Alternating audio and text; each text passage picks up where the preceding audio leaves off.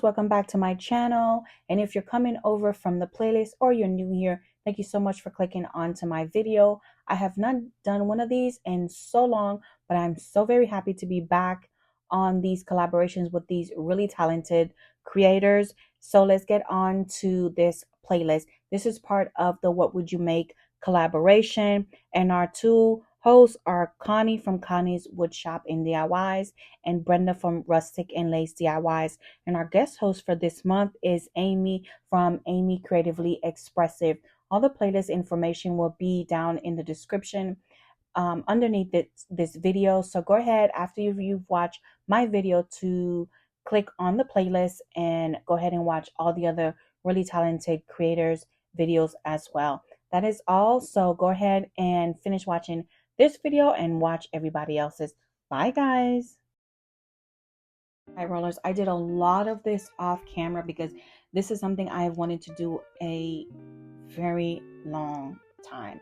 So this piece of wood I've had in my stash for I don't know how long. It was a bigger piece of wood and I just had my husband cut it down. I want to say it's a 12 by 12, 11 by 11, and then I just painted it. Let's see, I want to say I painted it. Let me make sure the color so I don't steer you guys wrong in case you guys want to recreate it. I used DIY, I got Carnival Red by DIY Paint. And then my stencil, this is actually just regular brown vinyl because I use brown vinyl for a lot of my stenciling because I don't like stencil vinyl. But if you don't have I used to always use just plain old ugly vinyl, but I do have a local vinyl place that I go to and they have the most awesome stencil vinyl that looks just like regular vinyl. But for this video's purposes, I am actually going to use just brown khaki ugly vinyl because I know a lot of people can't get high size 2 the vinyl that I use for my stenciling. So this is what we're doing. All right, so you see me here laying out, trying to figure out where I want everything for this DIY. So that's what you see me doing, and I'm just going to grab some. This is where I store all my transfer tapes, and here we go. All right. Yes, I didn't have enough for the piece that I was using, but I am going to actually cut the remainder on the side just to use it for the other portion of my vinyl. That's what you see me doing right here, and I'm just going to use that excess piece right there and just use it on the other end. That's what you do when you don't have enough, and it works out perfectly. There we go. Just scrape it, burnish it down, flip it over. Eventually, just gonna flip it over and then do the same thing on the other side. And then it comes off. It actually came out so well. Yeah, it did. It's been a while since I did this project, I think. So pick it up from the other end if you have problems on one side, and then everything comes out nicely.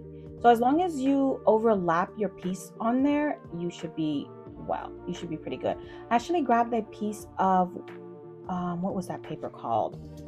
Parchment paper, because I needed to make sure that I was putting it where I wanted to, so that before anything laid down permanently. So this parchment paper is actually the new one from Dollar Tree that's actually pre-cut already. So if you haven't found these, keep your eye out and see if you can find these. These actually are really nice. Make sure that everything is going to be, that's really why I use the parchment paper too. I wanted to make sure that everything laid out. I actually have the design, on my computer screen, and I'm looking at it as well to make sure that I have it where I needed it to be at the same time. Should always have part of your transfer sheet exposed on there so that when you pick up your parchment paper, you can just push it down and then lift up and pull your wax paper or parchment paper off, and then go ahead, burnish that down, pick everything up, transfer sheet up, and there you go.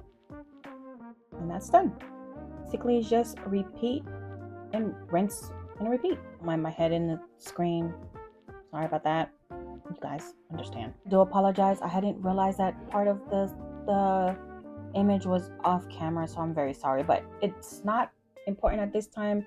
Those dashes were not going, I just laid them down so I could make sure that what I needed was actually going to go. It wasn't going to interfere with those dash lines, because those dash lines are not part of the stencil. So it's not going to be on there. This is the stencil that I was telling you guys about, that I use when I'm actually, that's the ones that I was telling you guys, sorry, that I use that I buy at a local store. I'm losing my words. But that's the stencil that I buy at my store locally if I'm not going to use this brown one. But since you guys, not everybody can find something like that, that is why I'm actually using the brown one. So there you go. All right. For this next step, I'm actually going to spray down my blank, and then I'm going to use black ink and the spraying down is just to help water down, to help my paint lay down a lot better, smooth it down some. Again, this is black ink from Waverly Chalk Paint, and that's just why, because I wanted the color to actually be black. When I peel my letters off, the red would show on top. And I think I did 2 coats. I don't remember. I might have did 2 coats. And then I'm doing the front, the sides, and the back. And I'm using the roller because I find that the roller gives me a much better coverage, smoother finish, and so on and so forth. But of course, you don't have to use the roller. You can just use a brush. Now, once your project is completely dry, just grab any weeding tool of your choice and pull off the letters. Just make sure that you're not gouging into your wood, because then it'll damage your wood. Just pull back your letters, and then that's when you end up with this beautiful project that you see in here. And it says go away on the side. On the top, you see it says no soliciting. And then I will be doing the rest later on. And doesn't that look so pretty? The red is like so vibrant. It wasn't the red that I was imagining in my head, but then when I finished it, I was like, oh, it does look nice against this black. Like, you go, girl, you did good. Yeah, I did good. I was giving myself props. Yeah, I know. All right, so now we are going to apply the white dashes. And yeah, you see me doing, what is this process? I've laid down the part with the dashes, and I'm just picking up, I'm just laying down parts of it. This has a name. For the life of me, I just could not remember what it's called at the moment. I use it quite a bit, but anyway, I can't remember. So then I just released the rest of it, and yeah, it looks kind of crooked, and it did come out a little crooked, but I don't care. Once I did the rest of the words, you really can't notice that, but there it is. And you see why now when I did the go away portion, why I put that on there, to make sure that I had everything was gonna, I didn't put it on there too high. So there's that one. And then we'll do the rest of the words. So I had already pre-weeded most of this off camera. So I'm just now, I think I'm just doing the inside of the pieces. I don't know what vinyl this is. I want to say it's Oracal, but some of the letters did come off, but that's pretty much it. Like I said, this is a project that I had started a while ago.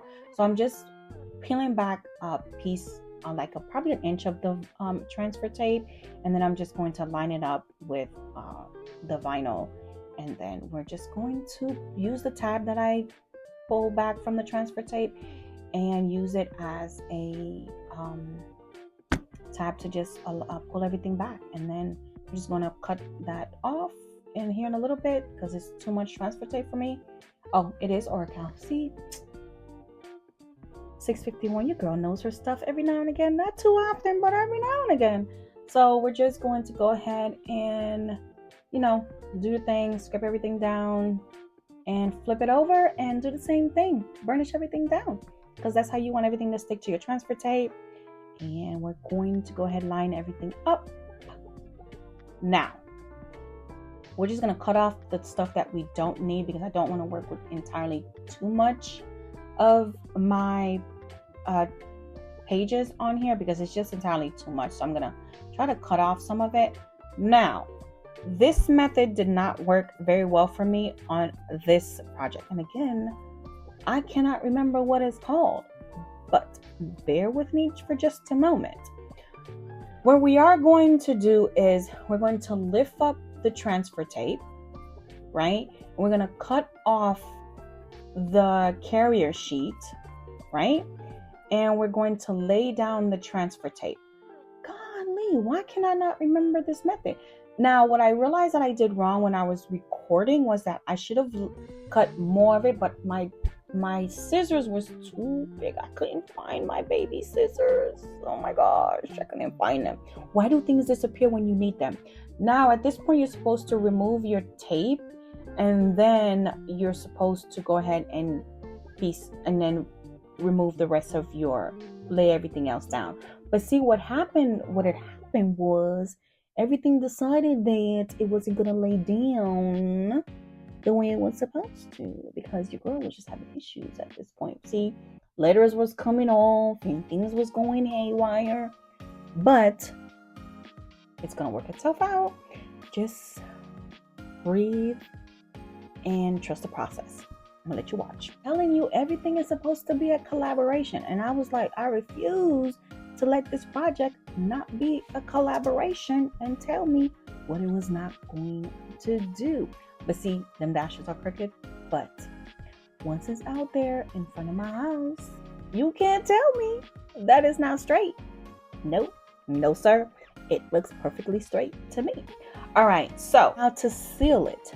My friends, my internet family, my besties, remember you are grabbing Minwax water-based Hellmann's spar urethane. Water-based spar urethane, because this is going outside. It is going to get abused, battered, beat up by all that sun and all that weather. Again, it needs to be spar urethane. If you use polyacrylic is for your indoor projects. Spar urethane is for your outdoor projects. Now for this, I did use 3 coats, front and back.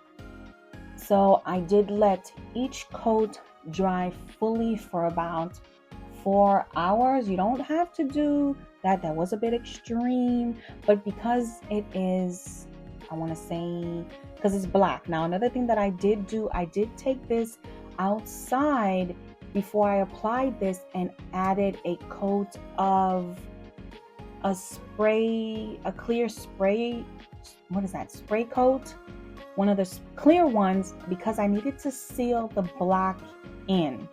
But I was very, very careful because spray paint and vinyl do not necessarily get along. So I was very careful to only apply it where the red is at and not so much where my vinyl is at, because if you apply too much of spray paint on your vinyl, it will tend to make that vinyl lift. So just be very careful. And the reason I did that was to seal in the black and the red so that when I go to apply this, it is not bleeding onto my vinyl. Do you have to do this? Of course not. But again, that was just a precaution that I did. Like I was saying on here, make sure that you seal your outdoor projects. If you're selling anything, I will always recommend do 3 coats and make sure that you get all that white gunk, that it doesn't sit on there, because it will dry cloudy on your finished project. So you see me doing the front and all the sides. And then I didn't show you the back because I did the back only after I did all 3 coats on the front. That's all I did. And then once all 3 coats is done, this is what it looks like. And then at the end, I will show you guys what it looks like on the front of my house. I did do a stake that I spray painted at the front as well, that my husband actually put the stake.